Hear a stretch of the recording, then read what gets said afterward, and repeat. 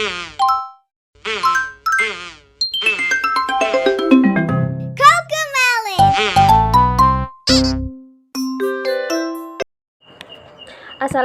warahmatullahi wabarakatuh. We are from group 6. So the first I will introduce the member group. My name is Cindy Fatikasari and there are Miss Tasha and Miss Nur Atifa. So let's to open our discussion by saying Bismillah together. Bismillahirrahmanirrahim. Okay, for the meeting we will discuss about problem related to translations. So I will read about background of this study. In a profession, there must be difficulties in carrying out the professions. Jadi setiap profesi itu memiliki kesulitan-kesulitan yang berbeda-beda ya. Like a translator in translating, seperti penerjemah saat proses penerjemahan. No matter how good the translator are. Jadi untuk menentukan atau membuat atau menerjemahkan dengan baik itu pasti ada rintangannya lah. Of course, they sometimes encounter texts that are difficult to translate, even for texts that use certain term, or the translation has never translated text in a file. Terutama kalau seperti penerjemah yang awal-awal seperti kita pasti akan menemukan kesulitan apabila si penerjemah itu tidak familiar dalam bidang itu gitulah. According to Sumarno, a translator will have difficulties in finding meaning, equivalence in lexical, grammatical, or contextual meaning. Translation problem is accidental consideration of something bad so that it's become a problem. With this problem in translation, a translator can learn and develop his potential to be able to translate well again. There are many kind of problem in translation, so a translator must be able to find a solution and he counter difficulties. Jadi intinya adalah dalam masalah atau kita menemukan kesulitan dalam masalah itu kita bisa mengambil hikmahnya bahwa kita bisa mengembangkan. Misalnya kita kurang di bagian inilah social culture misalnya kayak gitu. Jadi kita banyak membaca ya pada social culture, kemudian riset, menemukan buku-buku yang memang ada istilah-istilah yang memang dalam bidang tertentu kayak gitu. Nah, masalahnya itu ada dua, errors dan linguistik. Kalau errors nanti kayak in Indonesian is keselipan kayak gitu. Kalau linguistik nanti there are two types, lexical and grammatical. So the first is error. According Longman Active Study Dictionary, error is a mistake you made is something you are going that can cause problem. Jadi error itu kayak keselipan itu kesalahan yang dibuat oleh seseorang ketika ia mengerjakan atau melakukan sesuatu. Nah, according to Sumarno, insertion in divides into three types. Jadi error itu ada tiga. The first is the slip caused by the imperfect grammatical obstational of SL and TL. Jadi karena keselipan-keselipan yang disebabkan oleh terjadinya kekurangan atau gramatikal yang kurang sempurna dari source language, bahasa sumber, dan ke target language. And the second is keselipan the inversion associates with teaching and learning situation. Jadi karena situasi mengajar dan belajar, mungkin dari situasi atau keadaan pas belajar translationnya itu bagaimana, itu kan juga berpengaruh keselipan makna. Mungkin dari belajarnya mengatakan A dan dia prakteknya juga mengikuti itu karena memang ada pemahaman yang salah misalnya kayak gitu kan, itu bisa mempengaruhi. And the third is the slip that comes from a problem of ability, atau dari kemampuan itu sendiri. Jadi gitu. Jadi masalah-masalah atau penyebab dari error itu juga banyak gitu. Okay, the next is linguistic problem. There are two types in linguistic problem. For the first is grammatical category. There are three parts in grammatical: singular or plural form problems, aspect, and genus. The first is singular or plural form problem. The non-singular or plural in a translation becomes a difficulty in its for the grammatical system. Jadi dalam masalah bentuk tunggal dan jamak itu biasanya penerjemah juga memiliki perbedaan sistem gramatikal yang terkait dengan kata benda tunggal dan jamak. Misalnya nih, pada kata jamak biasanya ada indikator atau tanda-tanda setelah katanya itu ada s-nya. Ya, indikatornya itu menunjukkan adalah jamak. Terus kemudian seperti chairs dan books. Nah, books atau is indikator jamak seperti pada kata benda box menjadi box. Nah, house menjadi houses. Nah, makanya itu bisa berbentuk tunggal. Nah, biasanya chair cuma tunggal. Nah, kayak keselipan-keselipan gitu loh. Kita itu biasanya pada kita kalau kita pribadi ya, biasanya kalau menerjemahkan ada s, es, tanda-tanda kayak gitu kan mestinya itu kadang tuh lupa juga. Nah, itu namanya keselipan. Kemudian mungkin ada juga seperti kata-kata touch dan foot menjadi kan indikator jamaknya touch and foot. Nah, makanya itu kan menjadi touch and feet itu kan berbeda, cuma bedanya cuma di huruf aja. Maka kayak membedakan itu ya kayak harus jeli banget gitu loh. Nah, itu yang menyebabkan kayak keselipan itu terjadi. Nah, ada bentuk tunggal dan jamak. Kemudian masalah aspek. Aspek adalah kategori verba yang menyatakan aspek is behavioral verb which takes place. That aspect itself is usually handled by a prefix or suffix on other change to the verb are indicated by the auxiliary verb. Jadi dalam masalah aspek biasanya itu berlangsung itu karena adanya sebuah perbuatan. Misalnya ada aspek perspektif atau yang dinyatakan bahwa perbuatan itu dilakukan atau baru saja selesai dilakukan, itu namanya aspek progresif. Tapi in English there are two aspek, progresif and perfective gitu. Nah, untuk progresif ya kan, untuk progresif biasanya itu aspek gramatikal yang menunjukkan aksi yang belum lengkap atau masih berlangsung. Nah, aspek progresif dalam bahasa Inggris ini dibentuk dari kata kerja dengan bantuan be dan bentuk kata kerja dengan ing gitu ya. Dari aspek-aspek seperti itu kan maknanya itu kan sudah berbeda. Arti-arti seperti itu yang menunjukkan waktu yang sedang dilakukan atau baru saja dilakukan, itu yang biasanya menyebabkan problem dari penerjemahan itu sendiri. Contohnya gini, I am wearing a letter. Saya sedang menulis sepucuk surat. Nah, I was writing a letter yesterday. Saya sedang menulis sepucuk surat kemarin. Kan to be, ada ing kayak gitu. Nah, itu maknanya sudah berbeda. Nah, maka aspek seperti ini kita harus perhatikan untuk menerjemahkan. Nah, lebih teliti agar masalah itu tidak ada kayak gitu ya. I think enough for my presentation, so the presentation will be continued by Miss Tasha Salsabi. I will continue the presentation. The next is genus problem. The genus categories, masculine and feminine, in English is different from the gender category in Indonesia. English has several indicators of genus with various patterns.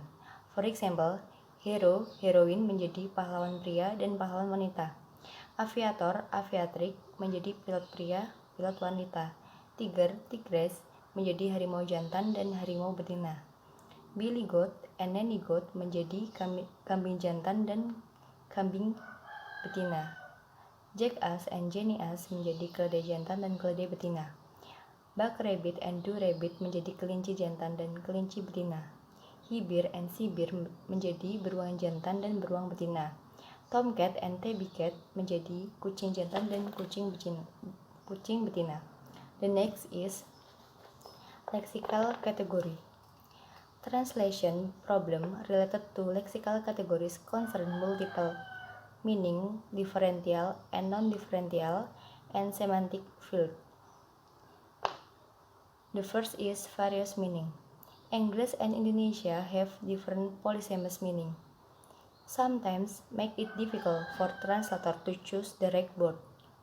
So in this case, the translator must be good at determining lexical categories on translation process from English into Indonesia. For example, kata house dalam bahasa Inggris berarti rumah. Manuel, house has various meaning. For example, the house of Smith yang diartikan sebagai dinasti Smith.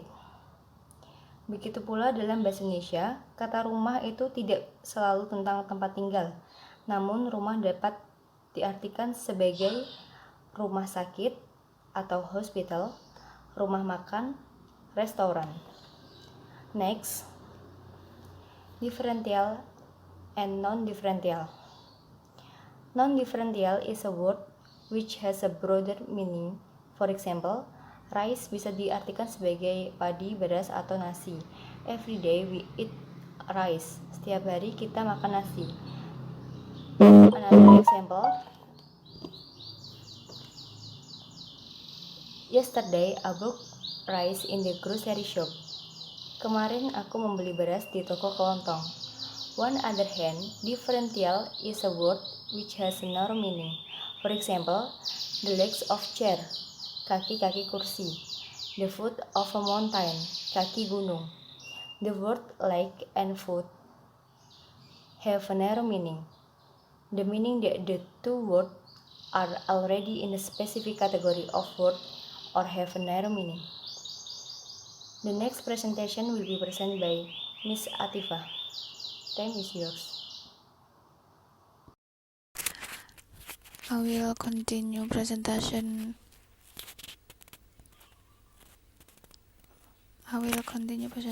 for Miss Tasha, and then about semantic field atau media semantis. Semantic fields or lexical fields are included in lexical categories that are a linguistic problem in translation, yaitu media semantik termasuk ke dalam kategori leksikal yang menjadi masalah linguistik dalam penerjemahan.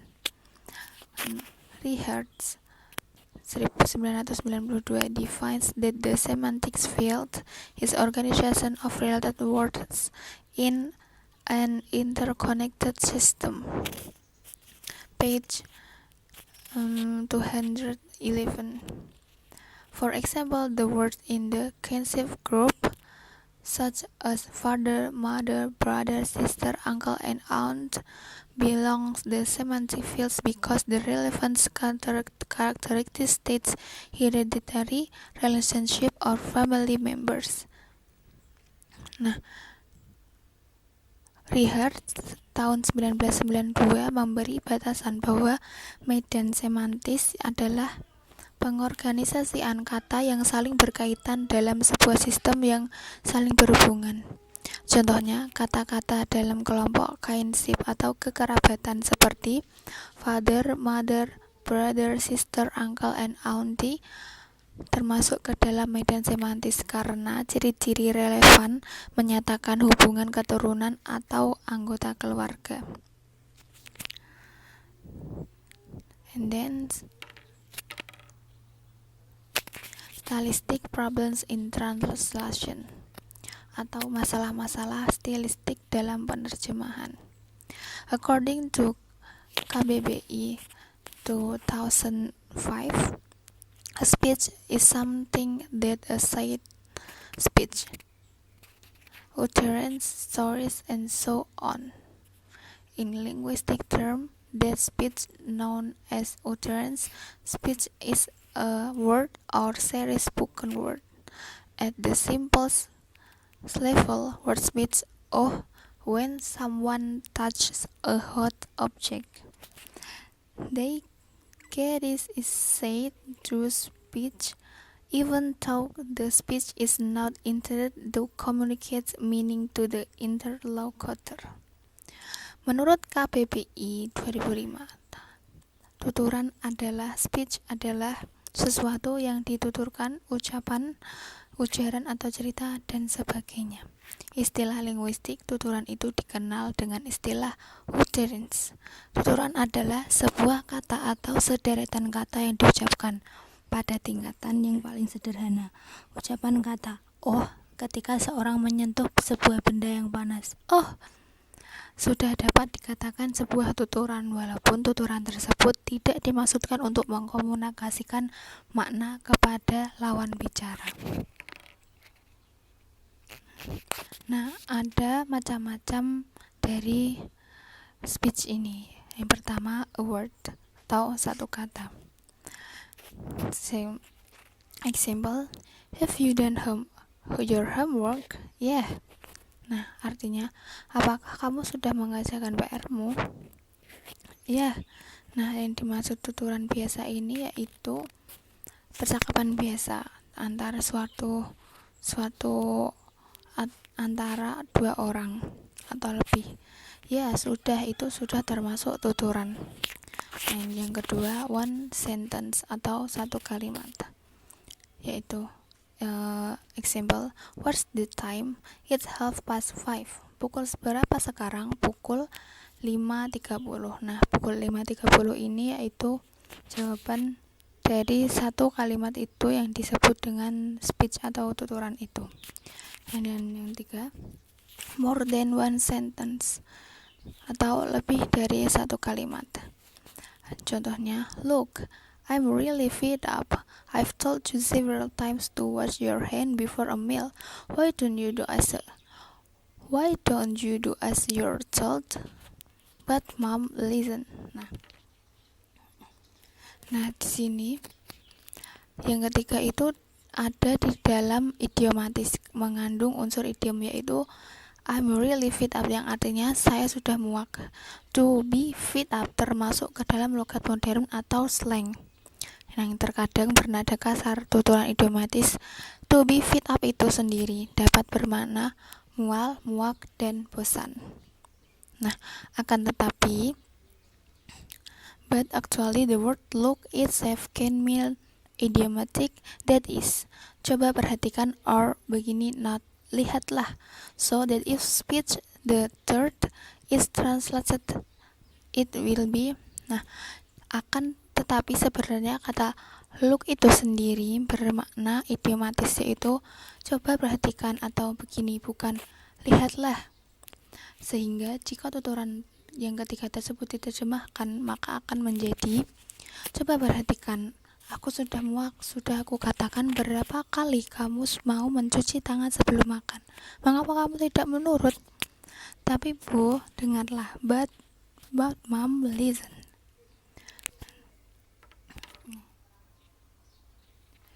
Lalu, stylistic problems is stylistic variation in translation is part of difficult problem because it involves aspect. Problematika stylistik atau variasi gaya dalam penerjemahan merupakan bagian permasalahan yang sulit karena menyangkut aspek dari proses penerjemahan dan produk terjemahan. Maka seorang penerjemah yang menerjemahkan teks mengandung stylistik ini perlu melakukan metode, teknik, dan prosedur penerjemahan tertentu supaya hasil penerjemahannya diterima. Nah, menurut Crystal, Davy, dan Leach mengutarakan 3 dimensi stylistik dan variasi gaya. Yang pertama, bentuk gaya yang relatif permanen, yaitu individuality, dialect, time, convey ideas or discourse. Individuality, dialect, and time. And number 2, convey ideas or discourse, penyampaian gagasan atau wacana. Nah, means or varieties, participant of or language. And 3, A relatively temporary form of words. Bentuk gaya yang relatif temporer, yaitu variety of language, status, modality, and individual. Ragam bahasa, status, modalitas, dan perorangan. All the stylistic dimensions above are manifest in several written works as well as early text translators that contain this stylistic must be able to analyze every word, phrase, sentence, and discourse that appears in the source text he translated. Semua dimensi stylistik di atas terwujud dalam beberapa karya tulis maupun lisan. Penerjemah teks yang mengandung stylistik ini harus mampu menganalisis setiap kata, frase, kalimat, serta wacana yang muncul dalam ungkapan yang digunakan oleh setiap karakter. Penerjemah harus mampu menganalisis makna ungkapan yang muncul dari setiap individu karakter tersebut. Contoh lain, penerjemah harus mampu memahami makna dialek yang digunakan oleh masing-masing karakter yang ada dalam novel tersebut. Jika tidak, maka setiap kekhasan bahasa yang dimiliki oleh setiap lakon cerita itu tidak mencapai bahasa sasaran yang diterima. Kasus-kasus jenis ini juga akan muncul pada variasi gaya lainnya, misalnya pada teks pidato, bahasa hukum, bahasa ekonomi, bahasa teknik, dan bahasa iklan, dan lain-lain.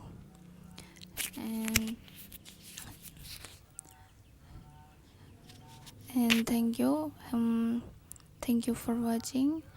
We are from 6 group. Assalamualaikum warahmatullahi wabarakatuh.